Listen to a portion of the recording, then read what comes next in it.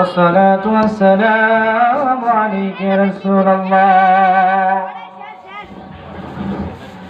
الصلاة والسلام عليك يا رسول الله. الصلاة والسلام عليك يا حبيب الله. الصلاة والسلام عليك يا شافي المذنبين. الصلاة السلام عليك يا رحمة للعالمين. সবাই আমার সাথে পড়েন আউযু বিল্লাহি মিনাশ।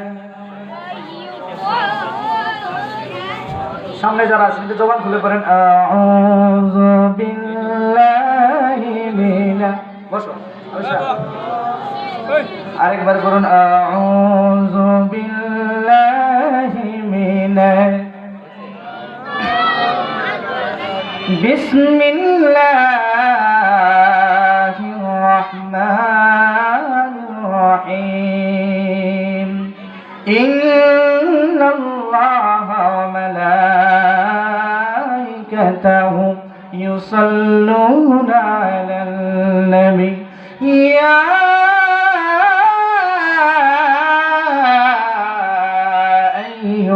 আইয়ুহাল্লাযীনা আমানু সাল্লু আলাইহি ওয়া সাল্লিমু তাসলিমা। আল্লাহুম্মা জবান খুলে مولانا محمد وعلى آل سيدنا। তোরা দেখে যা আমিনা মায়ের কোলে, তোরা দেখে যা আমিনা। একটু বলেন তোরা দেখে যা আমিনা মায়ের কোলে, তোরা দেখে যা আমিনা। মধু পূর্ণিমারে সেথা চাঁদ দোলে, মধু পূর্ণিমারে সেথা চাঁদ দোলে, যেন উষার কোলে রাঙা রবি দোলে। তোরা দেখে যা লে, তোরা দেখে যা আমিনা। সাল্লাল্লাহু আলা মুহাম্মাদ সাল্লাল্লাহু আলা মুহাম্মাদ সাল্লাল্লাহু আলাইহি। আলহামদুলিল্লাহ। বেতমারি পশ্চিমপাড়া কাশীমণ্ডল বাড়ি জামি মসজিদ এবং যুব সমাজের উদ্যোগে আয়োজিত আজকের এই দোয়া মাহফিলে সম্মানিত অতিথিবৃন্দ এবং উলামায়ে কেরাম, আমার সামনে মুরব্বিয়ে ইসলাম, উপস্থিত মঞ্চে উলামায়ে কেরাম এবং সর্বস্তরের মুসলমান মা ও বোনেরা, সভাপতি সালাম, আসসালামু আলাইকুম ওয়া রাহমাতুল্লাহ। সময় অত খুব কম, আমি কোনো ধরনের ভূমিকা ছাড়া আমি আপনাদের সামান্য কিছু কথা বলব, আশা করি আপনারা শুনবেন। আমি আমার অধমের যতটুকু কোরআন হাদিস বুঝেছি, কোরআন এবং হাদিস যতটুকু পৃষ্ঠা আমি খুলেছি, খোলার পরে আমি দেখছি আল্লাহ পাক দুনিয়াতে যত মানুষ পাঠিয়েছে, আল্লাহ সমস্ত মানুষগুলিকে 3 ভাগে বিভক্ত করেছে। কয় ভাগে? 3 ভাগে। 1 নাম্বার হলো ওই সমস্ত লোক যারা আল্লাহ বিশ্বাস করে না, রাসূলকেও বিশ্বাস করে। মন দিয়ে শুনুন। 2 নাম্বার যারা আল্লাহ বিশ্বাস করে কিন্তু নবী বিশ্বাস করে না। 3 নাম্বার হলো যারা আল্লাহ বিশ্বাস করে নবীকেও বিশ্বাস। তাহলে কয়টা দল হলো? আমার কথা বুঝতেছেন না? কয়টা দল হইল? আল্লাহ মানে না, নবীও মানে না। আরেক দল আল্লাহ মানে, নবী মানে না। আরেক দল আল্লাহ মানে, নবীও মানে। এখন আসুন, কুরআন থেকে আমি দেখলাম আল্লাহ পাক 3টি দলের কথা বলেছেন, 3টি বিভক্তির কথা বলেছেন।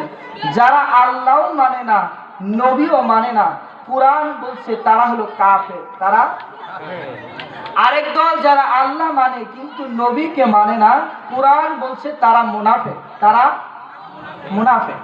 আরেকটা দল যারা আল্লাহ মানে নবীও মানে, কুরআন তাদের বলছে তারা হলো ঈমানদার।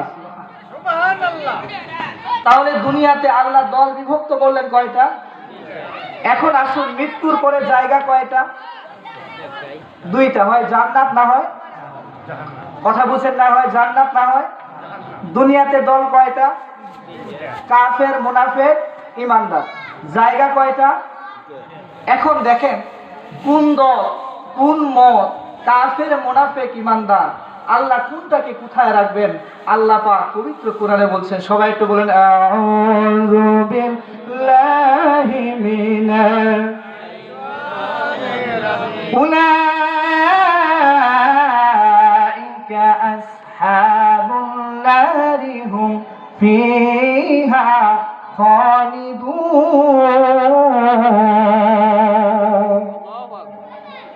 আল্লাহ রাব্বুল আলামিন বলেন, যেই সমস্ত লোকেরা আল্লাহ মানে না, নবী মানে না, তারা হলো কাফের, আর তাদের কাফেরদের জায়গা হবে জাহান্নাম। তাহলে একটা জায়গা পাইলাম, দলও পাইলাম না। জিজ্ঞাসা করলাম রব্বুল আলামিন যারা আল্লাহ মানে নবী মানে না তাদের পরিচয়, আল্লাহ বললেন তারা মুনাফিক। রব্বুল আলামিন বলুন না মুনাফিকরা কোথায় থাকবে? আল্লাহ বলেন আল মুনাফিকুনা ফিদ দারকিল আসফালি মিনান নার। দ্বিতীয় একটা দল হবে যারা আল্লাহ মানবে নবী মানবে না, কুরআন বলে দেয় তারা মুনাফিক, আর মুনাফিকদের জায়গা হলো জাহান্নাম। আমার প্রাণের ভাইয়েরা, দুইটা দল, একটা কাফের আল্লাহ মানে না নবীও মানে না, আর একটা মুনাফিক আল্লাহ মানে নবী মানে না। আল্লাহ বলেন দুইটা দল যাবে জাহান্নামে, আর দল থাকলো একটা, জায়গাও একটা। জিজ্ঞাসা করলাম রব্বুল আলামিন বলুন এই জায়গার মধ্যে আপনি কাকে দেবেন? আল্লাহ বলতেছেন মাইয়ুতিল্লাহা ওয়া রাসূলাহু ইউদখিলহু জান্নাত। আল্লাহ বলেন দুনিয়াবাসী শোনো, আরেকটা দল আছে যারা আল্লাহ মানে, যারা নবী মানে, তারা ঈমানদার, তাদের জায়গা হবে জান্নাত। আমার কথা পরিষ্কার কিন্তু?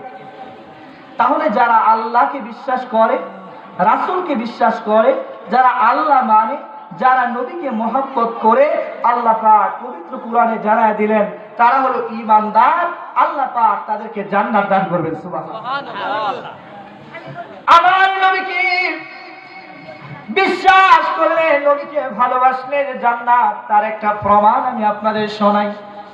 আমার দয়াল নবী, মায়ার নবী, নূরের নবী, রহমাতাল লিল আলামিন যখন সিদরাতুল মুনতাহা এলেন, মেরাজ শেষ করে যখন সিদরাতুল মুনতাহা আল্লাহ আমার নবীকে জান্নাতে প্রবেশ করাবেন, জান্নাত দেখানোর জন্য হযরত জিবরাইলকে নিয়ে, আমার রাসূলকে নিয়ে জিবরাইল জান্নাতে পা রাখলেন। রাসূল আমার জান্নাতে পা রাখার সাথে সাথে কেমন যেন একটু খটখট করে একটা জুতার আওয়াজ পাওয়া যায়। রাসূল বললেন ভাই জিবরাইল আওয়াজটা কিসে? জিবরাইল বলে ইয়া রাসূলুল্লাহ এই আওয়াজটা হলো জুতার আওয়াজ।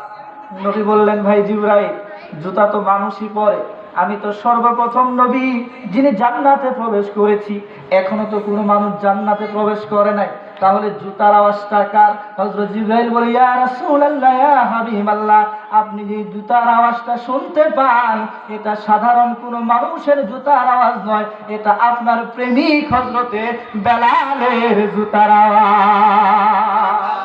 ইয়া রাসূলুল্লাহ ইয়া জবান খুলে ইয়া রাসূলুল্লাহ ইয়া রাসূলুল্লাহ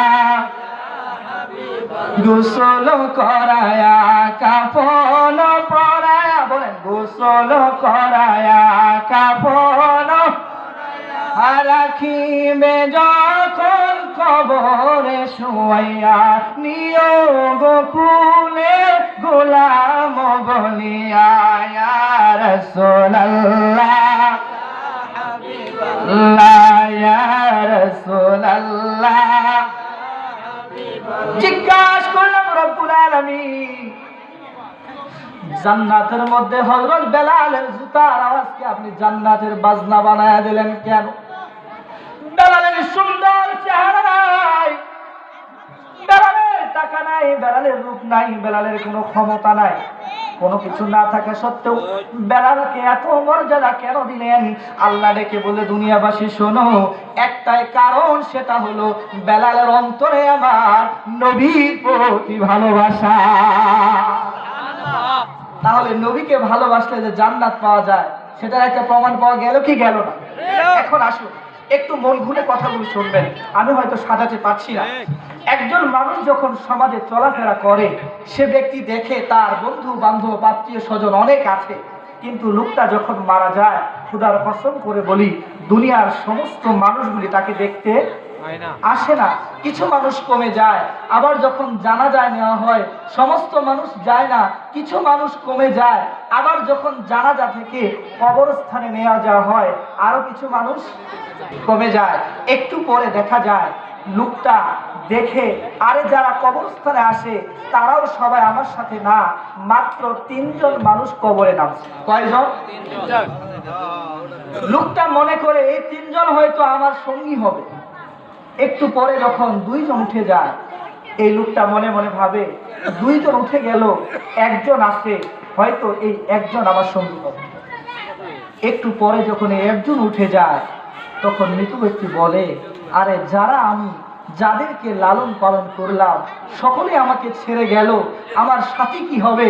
যিনি উঠে যায় বুকের হাত দিয়ে বলে, বিসমিল্লাহি ওয়া আলা মিল্লাতি রাসূলিল্লাহ, দুনিয়ার সঙ্গী তোমার কেউ নয়, যিনি তোমার সঙ্গী হবেন তিনি হলেন রাহমাতাল লিল আলামিন। আমার দয়ার নবী, মায়ের নবী রাহমাতাল লিল আলামিন।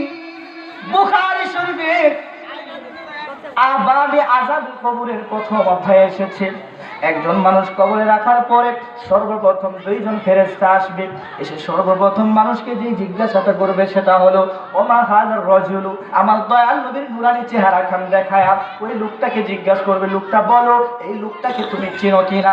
হাদিস শরীফের মধ্যে এসেছে, আজ আমি হাদিসটা দেখে এসেছি মিরকাত শরীফের মধ্যে, বাবু ইসবাতে আযাবিল কবর অধ্যায়ের মধ্যে তুলে ধরা হয়েছে। আমার রাসূলের চেহারা মোবারক তুলে ধরা হবে, যদি লোকটা ঈমানদার হয় বলবে, আন্না শাহাদু আন্না মুহাম্মাদুর রাসূলুল্লাহ। ও দুনিয়া, ও ফেরেশতারা, তোমরা মনে করেছো লোকটাকে আমি চিনি না, যিনি শুয়ে আছেন তিনি আপনার আমার নবী, নবী রাহমাতাল লিল আলামিন সাল্লাল্লাহু